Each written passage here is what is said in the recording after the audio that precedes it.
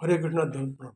भगवद गीता के अध्याय 5 के श्लोक संख्या 11 के बारे में हम विचार करें। ओम अज्ञान तिमिरांधस्य ज्ञानांजन शलाकया चक्षुरुन्मिलितं येन तस्मै श्री गुरुवे नमः।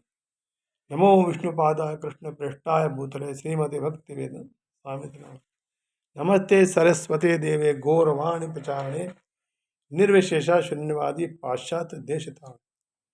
जय श्री कृष्ण चैतन्य प्रभु नित्यानंद श्री अद्वैत गदाधर श्रीवासदि गौर भक्तवृंद। हरे कृष्ण कृष्ण कृष्ण हरे हरे, हरे राम राम राम हरे। अध्याय 5 का श्लोक संख्या 11। कायेन मनसा बुद्ध्या केवलेरिन्द्रियैरपि योगिना कर्म कुर्वन्ति संगम त्यक्तात्म शुद्धये। यानी योगी जन आसक्ति रहित होकर शरीर मन बुद्धि तथा इंद्रियों के द्वारा भी केवल शुद्धि के लिए कर्म करते हैं। अब योगिना पद जो है कर्मयोगी के लिए आया। जो योगी भगवत अर्पण बुद्धि से कर्म करते हुए वे भक्ति योगी कहलाते हैं।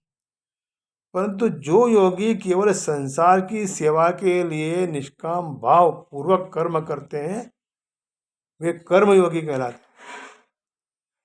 कर्मयोगी अपने कहलाने वाले शरीर इंद्रिया मन आदि से कर्म करते हुए भी उन्हें अपना नहीं मानता, प्रत्युत संसार का ही मानता है। कारण कि हमारे शरीर की संसार के साथ एकता है। कायेन मनसा बुद्ध्या केवलेरिन्द्रियैरपि, जिनको साधारण मनुष्य अपनी मानते हैं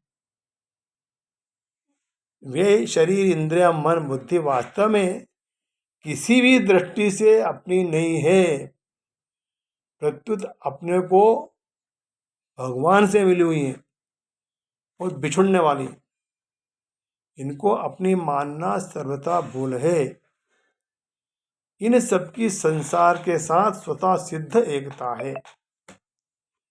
अब विचार पूर्वक देखा जाए तो शरीर आदि पदार्थ किसी भी दृष्टि से अपने नहीं है। मालिक की दृष्टि से देखें तो ये भगवान के हैं, कारण की दृष्टि से देखें तो ये प्रकृति के हैं, और काल की दृष्टि से देखें तो ये संसार के अभिन्न है। इस प्रकार किसी भी दृष्टि से इनको अपना मानना यानी इनमें ममता रखना भूल है।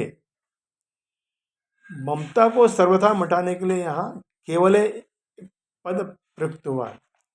यहाँ केवले पद बहुवचन होने से इंद्रियों का ही विशेषण है, परंतु इंद्रियों से ही ममता हटाने के लिए कहा जाए, शरीर मन बुद्धि से नहीं, ऐसा संभव नहीं है। शरीर का संबंध समष्टि संसार के साथ है। व्यष्टि यानी इंडिविजुअल कभी समष्टि से अलग नहीं हो सकता। इसलिए शरीर आदि से संबंध जोड़ने पर यानी समष्टि संसार से स्वतः संबंध जुड़ जाता है। जैसे लड़की से विवाह होने पर अर्थात संबंध जुड़ने पर सास ससुर आदि ससुराल के सभी संबंधी से अपने आप संबंध जुड़ जाता है, ऐसे ही संसार की किसी भी वस्तु से संबंध जुड़ने पर अर्थात उसे अपना मानने पर पूरे संसार से अपने आप संबंध जुड़ जाता है। अतः जो केवल शब्द है शरीर इंद्रिया मन बुद्धि सब में ही साधक को ममता हटाने की प्रेरणा करता है। वास्तव में कर्ता का स्वयं निर्मम होना ही आवश्यक है। यदि कर्ता स्वयं निर्मम हो तो शरीर इंद्रिया मन बुद्धि आदि सब तरह से सर्वथा ममता मिट जाती।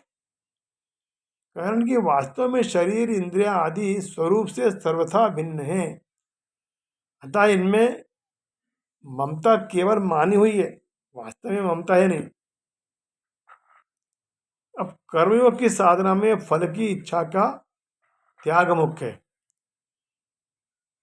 साधारण लोग फल प्राप्ति के लिए कर्म करते हैं, पर कर्मयोगी फल की आसक्ति को मिटाने के लिए कर्म करता है। परंतु जो शरीर, इंद्रिया, मन, बुद्धि, प्राण आदि को अपना मानता है, वह फल की इच्छा का त्याग कर ही नहीं सकता। कारण कि उसका ऐसा भाव रहता है कि शरीर आदि जो अपने हैं, तो उनके द्वारा किए गए कर्मों का फल भी अपने को मिलना चाहिए। इस प्रकार शरीर आदि को अपना मानने से स्वतः फल की इच्छा उत्पन्न हो जाती है। इसलिए फल की इच्छा को मिटाने के लिए शरीर आदि को कभी भी अपना न मानना ही अत्यंत आवश्यक है। जैसे वर्षा बरसती है और उसमें लोगों का हित होता है, परंतु उसमें ऐसा भाव नहीं होता कि मैं बरसती हूँ, मेरी वर्षा है, जिससे दूसरों का हित होगा, दूसरों का सुख होगा।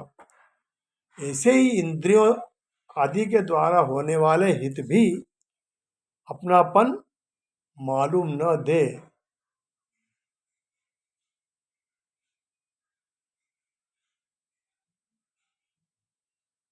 परंतु शरीर, मन, बुद्धि, इंद्रियों के द्वारा किसी का अभिष्ट हो गया, किसी की मनचाही बात हो गई, इन क्रिया को लेकर मन में खुशी आती है, तो मन, बुद्धि आदि में केवल मन नहीं रहता, प्रत्युत उनके साथ संबंध जुड़ गया, ममता हो गई, ऐसा माना जाएगा।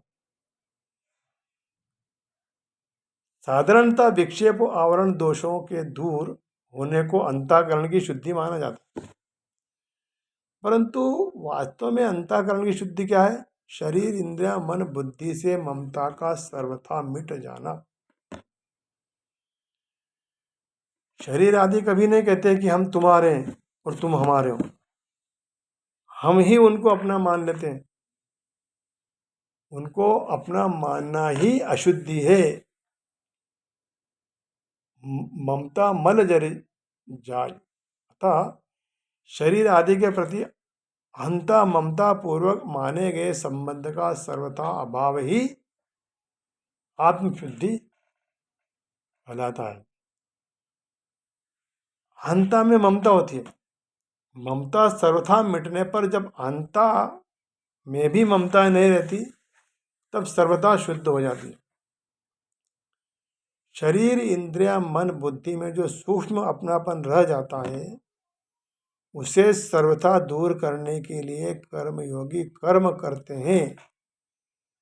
जब तक मनुष्य कर्म करते हुए अपने लिए किसी प्रकार का सुख चाहता है, अर्थात फल की इच्छा रखता है, और शरीर, इंद्रिया, मन आदि कर्म सामग्री को अपनी मानता है, तब तक वह कर्म बंधन से मुक्त नहीं हो सकता।